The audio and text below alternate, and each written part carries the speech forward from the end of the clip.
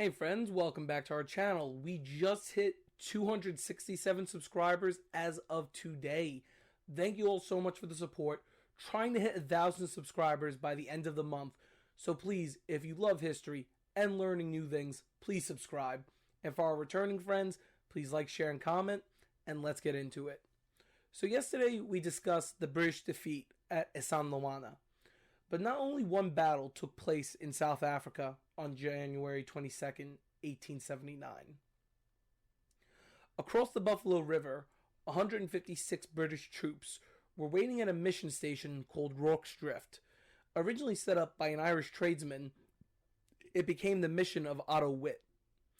But Witt had leased his mission station to Lord Chelmsford for the invasion to help him with his supply lines. Now, this is the part of war movies we really don't see much, but when you invade a territory, you need to be sure you have a secure supply line protected. So Rorke's Drift was serving as a depot, and importantly a hospital to Chelmsford's main column.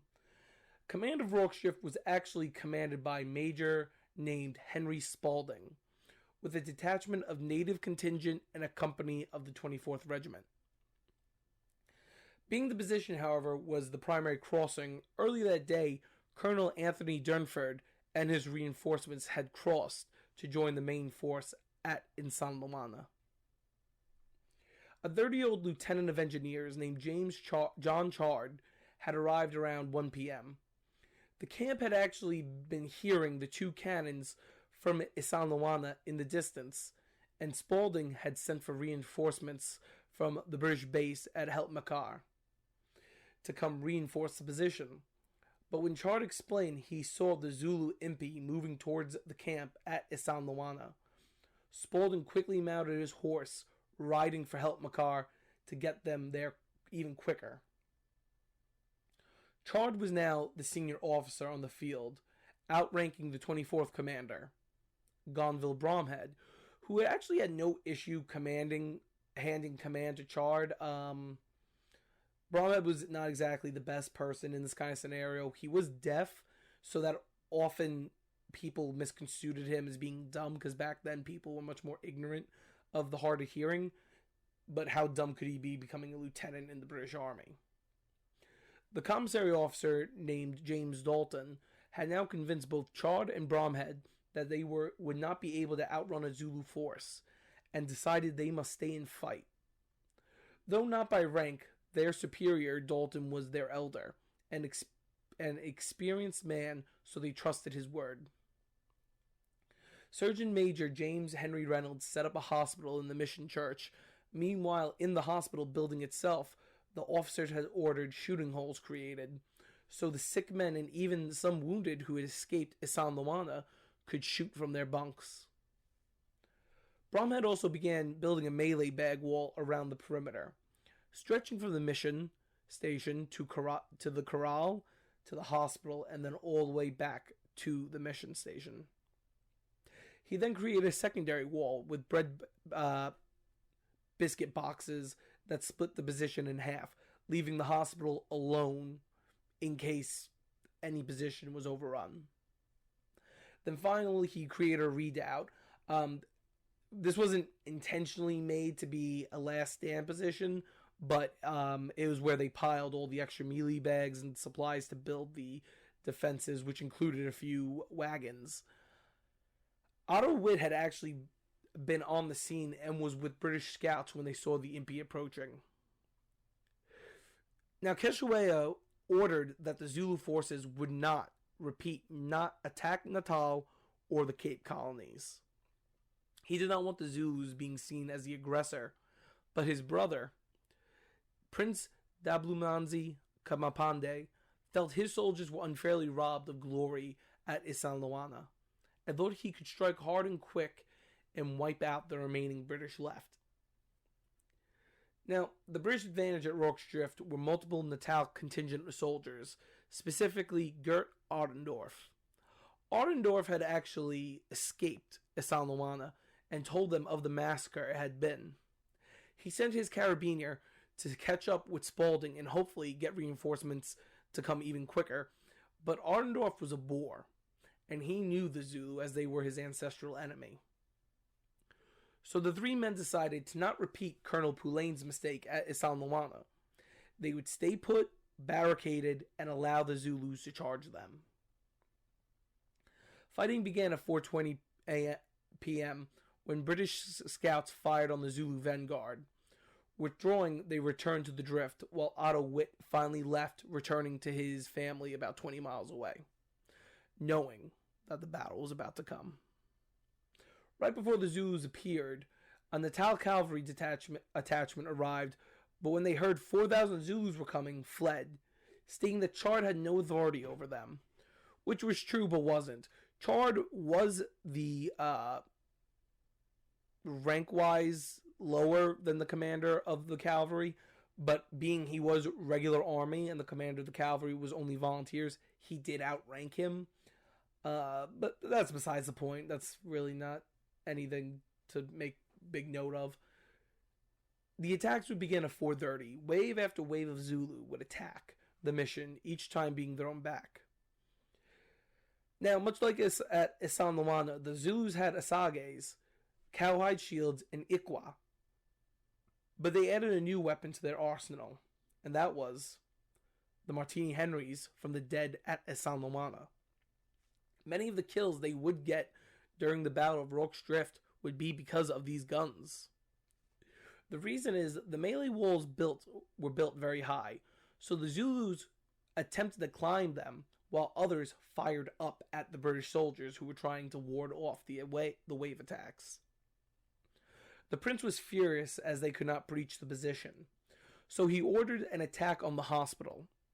The Zulu tied grass to their asages and lit them on fire, throwing them at the thatched roof of the hospital. Surrounded by flames, the soldiers then had to evacuate, but violent hand-to-hand fighting began through the hospital. A sad reality, some of those who had survived Isandlwana would die anyway at the hospital to the same foes.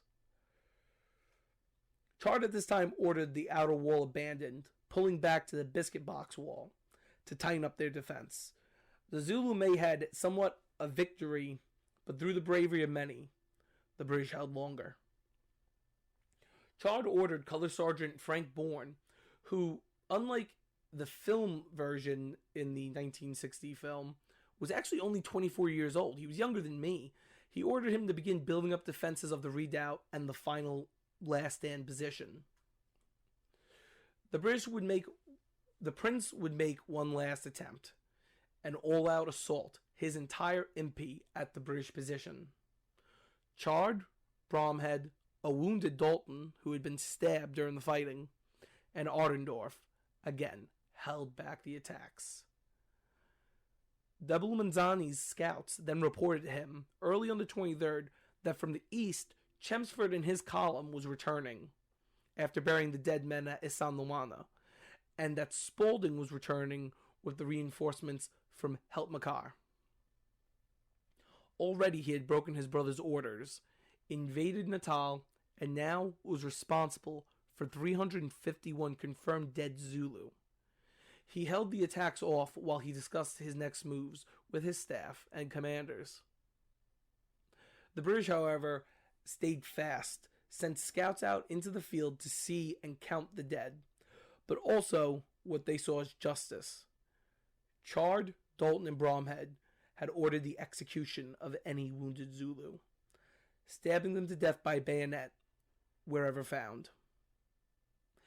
After 7 o'clock a.m., the Zulu impi, who had felt so wronged at Isandlwana, but now defeated, began to withdraw back towards Ulundi.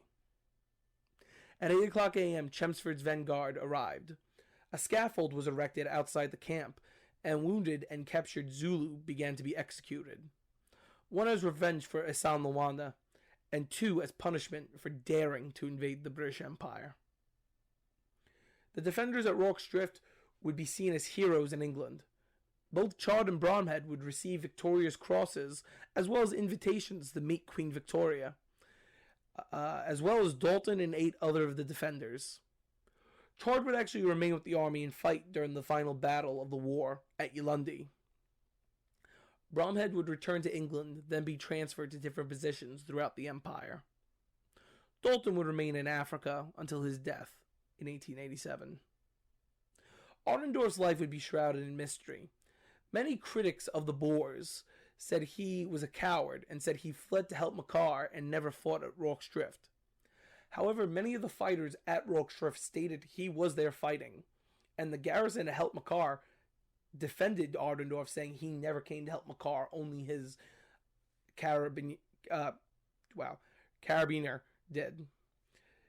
Unfortunately, he would be executed during the Boer War, fighting for his people, by the very same English he fought side by side with during the Anglo-Zulu War. Prince Dablumanzani would be chastised by his brother the king, risking their warriors that he had. However, he would not execute him, as he was a competent commander. Rorke's Drift has been the inspiration for many things, specifically the 1964 film Zulu, starring Jack Hawkins as Wit, Stanley Baker as Lieutenant John Chard, and introducing a young Michael Caine as Lieutenant Gonville Bromhead. Also, Peter Jackson would state that he used the battle as inspiration when filming the Battle of Helm's Deep in his second Lord of the Rings film. This is the scene, for those who know Lord of the Rings, you see the Uruk-hai slamming their shields and everything and like chanting. He based it off the Battle of Rorke's Drift, about like the Zulus when they were chanting at the British and everything. Also, it's a last stand situation, so it's a pretty good comparison. And speaking of last stands, of course, the song Rorke's Drift in the band Sabaton's Last Stand album. It is a metal song about the defenders and attackers at the Battle of Rorke's Drift. Rorke's Drift was a footnote after Isandlwana, but as history goes, it became much more significant. It was not a consequential battle in any way, but it did give the world a beautiful story of brothers choosing victory or death. Thanks for watching. Again, please like, share, and comment, and of course, let's try to hit 1,000 before the end of the month. Thanks so much, and we'll see you real soon in the next one. Thanks.